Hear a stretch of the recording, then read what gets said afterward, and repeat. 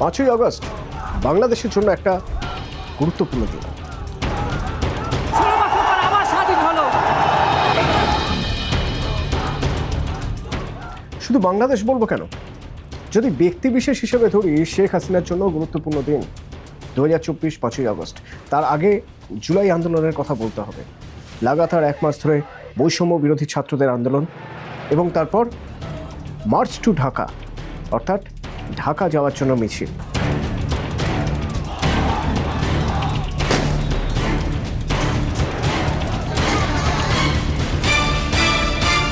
এই যে বৈষম্য বিরোধী ছাত্রদের আন্দোলন, তারা সবাই চলে এলেন ঢাকায়, এবং পরিস্থিতি এমন একটা জায়গায় চলে এলো, পুলিশ সেনা তারা বুঝতে পারলেন যে পরিস্থিতি হাতের বাইরে চলে যাচ্ছে। 5 আগস্ট, আগস্টের 5 তারিখ 2024, শেখ হাসিনাকে পদত্যাগ করে সেনার চপারে ঢাকা ছাড়তে হলো।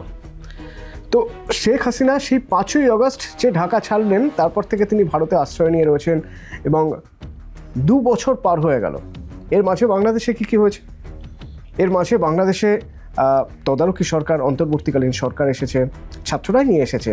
সেই অন্তর্বর্তীকালীন সরকার, তার প্রধান উপদেষ্টা হিসেবে নোবেলজয়ী অর্থনীতিবিদ ডক্টর মোহাম্মদ ইউনূস এসেছেন, এবং দেখা গেল একের পর এক হিন্দুদের উপর অত্যাচার শুরু হয়েছে।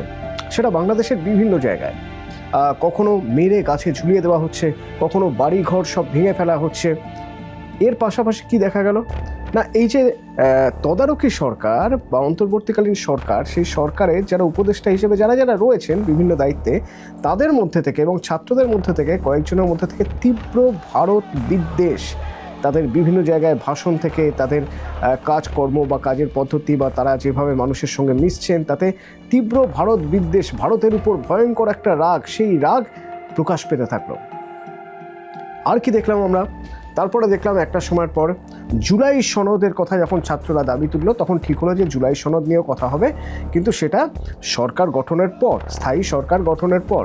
তো এই স্থায়ী সরকার কবে গঠন হবে? ভোট হলে তবেই না হবে। সেই 2024-এর 5ই আগস্ট, সেখান থেকে ভোট করতে করতে সময় লেগে গেল 2026, অর্থাৎ প্রায় 1.5 বছরেরও বেশি সময়। এর মাঝে পদ্মা দিয়ে অনেক জল গড়িয়ে গিয়েছে, এবং এর মাঝে ওসমান হাদির মৃত্যু হয়। এর মাঝে আবার দেখা গেল বেগম খালেদা জিয়ার মৃত্যু হয়, এবং তারপর বিএনপির দায়িত্ব নেন তারেক রহমান। ভোট হলো, ভোটে দেখা গেল যে বিএনপি জিতে গিয়েছে, এবং প্রধান বিরোধী দল তারা হচ্ছে জামাত। তার কারণ আওয়ামী লীগকে আগেই ব্যান করে দেওয়া হয়েছিল। আর শেখ হাসিনার বিরুদ্ধে একের পর এক অভিযোগ, এবং আন্তর্জাতিক ট্রাইব্যুনাল, সেই আন্তর্জাতিক ট্রাইব্যুনাল থেকে মৃত্যুদণ্ড কার্যকর করার একটা প্রক্রিয়া শুরু হলো। এমন একটা পরিস্থিতি, যে পরিস্থিতিতে শেখ হাসিনার বিরুদ্ধে দেশের মানুষ এবং দেশের মানুষের একাংশ তারা রীতিমতো রাগ, ক্ষোভ প্রকাশ করেছে, এবং সেটা সেই 2024 থেকে। এত কিছু হলো, শেখ হাসিনার দেশে ফেরা হলো না, বাংলাদেশে তিনি এখনও ফিরতে পারেননি। সো সেই 2024-এর 5 তারিখের পর, 5ই আগস্টের পর 2026 সালের 5ই আগস্ট শেখ হাসিনা দিল্লি থেকে বার্তা দেবেন।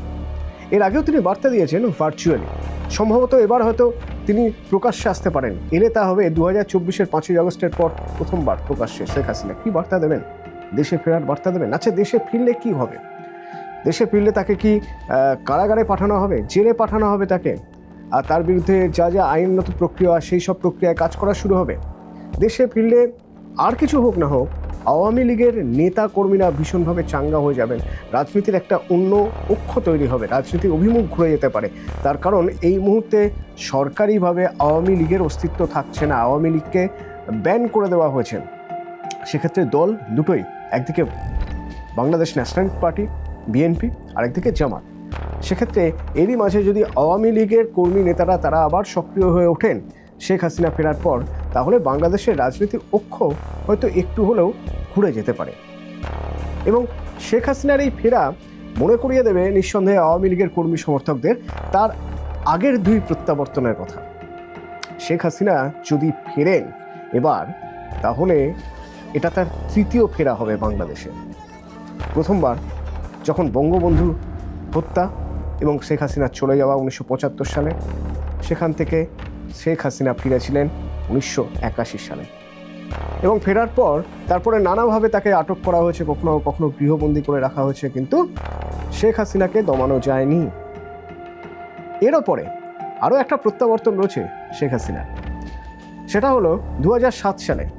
2007 সালে তিনি চিকিৎসার জন্য বিদেশে গিয়েছিলেন এবং 51 দিন তাকে সেখানে থাকতে হয়েছিল, কারণ তিনি ফিরলে তাকে গ্রেপ্তার করা হতে পারে এই আশঙ্কা ছিল, তাকে বলেই দেওয়া হয়েছিল। কিন্তু তারপরেও তিনি ফিরেছিলেন, তিনি বলেছিলেন আমাকে গ্রেপ্তার করা হোক, আমি ফিরব। গ্রেপ্তার করা হয়েছিল তাকে, দীর্ঘ বেশ কয়েক মাস তিনি জেলে কাটিয়েছেন, সেখান থেকে আবার ফিরেছেন, ভোটে জিতেছেন।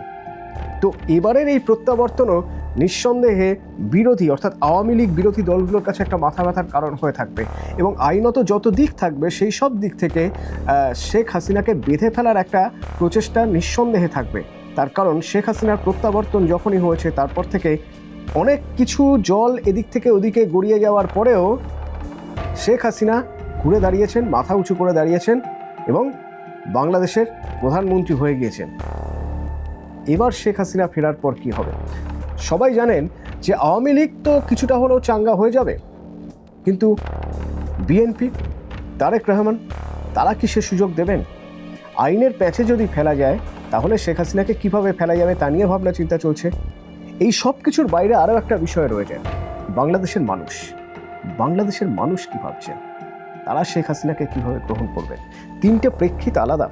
1981-তে শেখ হাসিনা যখন গিয়েছিলেন, বাংলাদেশে ফিরেছিলেন, সে প্রেক্ষিত ছিল আলাদা, কারণ তার আগে সে সময় বঙ্গবন্ধুর একটা আবেগ ছিল, যে আবেগে ভর করে তিনি ফিরেছিলেন, ফেরার পর লড়াই করেছেন, জিতেছেন।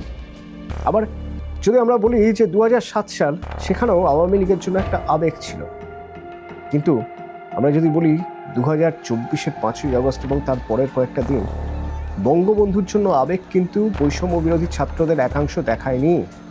তারা বঙ্গবন্ধুর মূর্তি উপর থেকে ফেলে ভেঙেছে, ধানমন্ডির বাড়িতে আগুন ধরিয়ে দিয়েছে। সুতরাং বঙ্গবন্ধু আবেগ, মুক্তিযুদ্ধ আবেগ এখন কি আর বাংলাদেশের মানুষের মধ্যে কাজ করবে? কতটা কাজ করবে? একটা বড় জেনারেশন, বড় অংশের মানুষ বাংলাদেশের যারা এবারে ভোট দিয়েছে, তারা তারেক রহমানকে চেয়েছেন। সেই জেন জি বা একেবারে নতুন প্রজন্ম বা ফার্স্ট টাইম ভোটার যারা, তারা শেখ হাসিনাকে কিভাবে দেখছেন জানা জরুরি। সেখান থেকে হয়তো উত্তর বেরিয়ে আসবে যে শেখ হাসিনা যদি ফেরেন বাংলাদেশে, তাহলে তার অভ্যর্থনা কীরকম হবে।